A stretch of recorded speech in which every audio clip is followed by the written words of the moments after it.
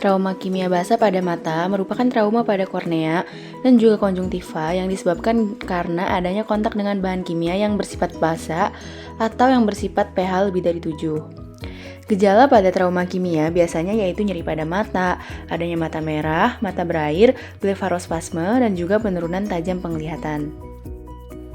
Anamnesis merupakan proses tanya jawab untuk mengetahui keluhan pasien dalam menegakkan diagnosa. Bisa dilakukan kepada pasien sendiri atau autoanamnesis, atau dilakukan kepada keluarga pasien atau aloanamnesis. Anamnesis pada pasien meliputi identitas pasien yaitu nama, usia, jenis kelamin, pekerjaan, agama, bangsa, pendidikan terakhir, dan alamat. Lalu kemudian anamnesis dilanjutkan dengan keluhan utama, keluhan tambahan, riwayat perjalanan penyakit, riwayat penyakit dahulu, riwayat penyakit keluarga, dan riwayat dari pengobatan. Selanjutnya adalah melakukan pemeriksaan status oftalmologis.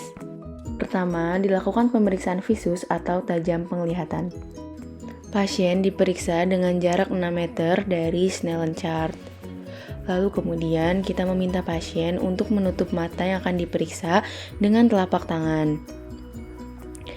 Lalu kemudian meminta pasien untuk membaca huruf paling teratas dari Snellen chart, lalu dilanjutkan hingga baris berikutnya sampai pasien tidak dapat membaca. Lalu kemudian jika pasien tidak dapat membaca, bisa dilakukan dengan uji pinhole, yaitu pasien melihat dari lubang, dan kemudian diminta membaca dari baris yang tidak terlihat. Pemeriksaan berikutnya adalah pemeriksaan tekanan bola mata atau pemeriksaan tekanan intraokular. Diminta untuk melihat ke bawah, lalu kemudian lakukan pulsasi dengan kedua jari telunjuk secara bergantian antara mata kanan dan mata kiri. Kemudian rasakan apakah tekanan bola mata keras, lembek, atau normal. Selanjutnya adalah pemeriksaan kedudukan bola mata. Pasien diminta untuk melihat ke depan, lalu lakukan penyinaran ke arah glabella pasien. Perhatikan arah refleks dari cahaya, apakah sejajar atau tidak. Selanjutnya adalah pemeriksaan gerakan bola mata. Pasien diminta untuk melihat ke arah tangan pemeriksa atau benda yang dipegang oleh pemeriksa tanpa menggerakkan kepalanya. Kemudian dilihat apakah ada hambatan dalam pergerakan bola mata. Selanjutnya adalah pemeriksaan dari segmen anterior dengan menggunakan slit lamp. Pasien diminta untuk meletakkan dagu dan dahinya pada alat pemeriksaan slit lamp, lalu kemudian amati segmen anterior, yaitu palpebra, konjungtiva, kornea, bilik mata depan, iris, pupil, dan juga lensa. Selanjutnya adalah pemeriksaan pada pupil. Lakukan penyinaran pada mata pasien satu persatu, lalu kemudian dilihat apakah pupil midriasis atau miosis. Selanjutnya adalah pemeriksaan segmen posterior dengan menggunakan funduskopi. Mata kanan pasien diperiksa dengan menggunakan mata kanan pemeriksa. Lakukan penyinaran dengan lampu funduskopi kurang lebih sejauh 30 cm untuk melihat refleks fundus.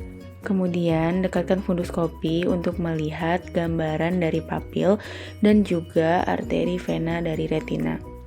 Berikut adalah hasil dari pemeriksaan status oftalmologis pada pasien.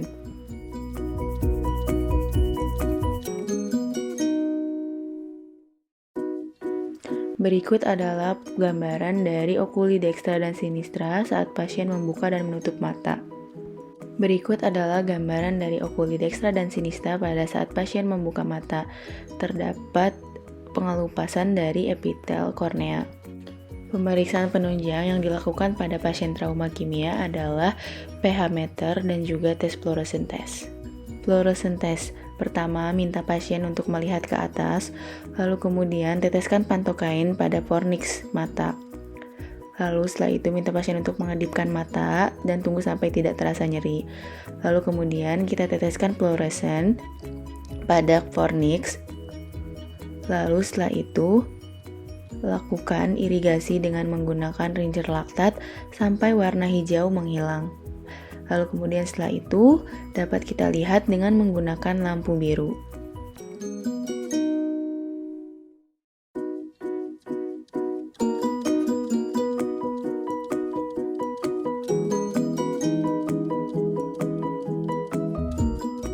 Berikut adalah gambaran dari hasil fluorescence test.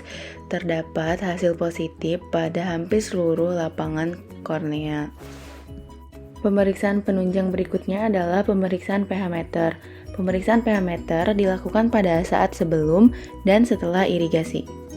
Tata laksana pada pasien trauma kimia basah secara umum, yang pertama adalah menjelaskan kepada pasien bahwa penyakit pada pasien merupakan trauma akibat zat kimia yang bersifat basah dan mengenai daerah kornea mata, yaitu lapisan bening seperti kubah yang paling depan yang menutupi bagian mata dan berfungsi untuk melindungi mata. Lalu kemudian menjelaskan kepada pasien terapi yang diberikan dan menjelaskan kepada pasien cara menetes obat mata, yaitu kelopak mata bawah ditarik, lalu mata diteteskan di bagian yang muncul setelah ditarik tersebut, yaitu di fornix posterior. Lalu kemudian menjelaskan kepada pasien untuk menjaga kebersihan mata dan sekitarnya, tidak sering mengucek atau menyentuh mata ketika terasa nyeri atau mengganjal maupun gatal, serta rajin mencuci tangan sebelum dan sesudah menyentuh mata. Lalu kemudian menjelaskan kepada pasien apabila keluhan bertambah berat setelah dilakukan tindakan, seperti mata bertambah merah, adanya kotoran, bengkak, atau disertai penurunan tajam penglihatan, maka minta pasien untuk segera kontrol ke dokter. Tata laksana khusus yaitu diirigasi dengan ringer laktat sampai pH normal atau pH 7, kurang lebih dengan 4 kolb dan selama 15-30 menit.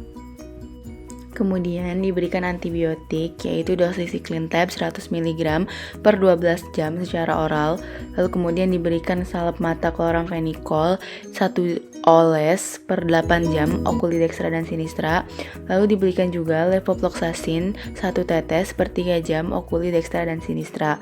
Lalu kemudian diberikan juga kortikosteroid yaitu fluorometolon 1 tetes setiap 6 jam okulidextra dan sinistra.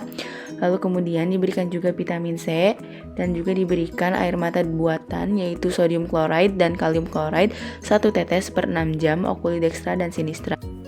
Lalu diberikan juga obat golongan siklopeglik yaitu sulfas atrofin 1% untuk mengistirahatkan iris, mencegah iritis dan sinekia posterior.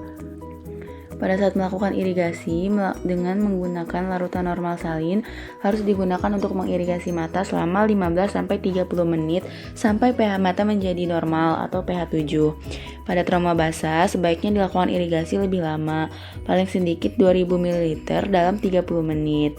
Pada kasus ini dilakukan irigasi menggunakan cairan ringer laktat dengan 4 kolb.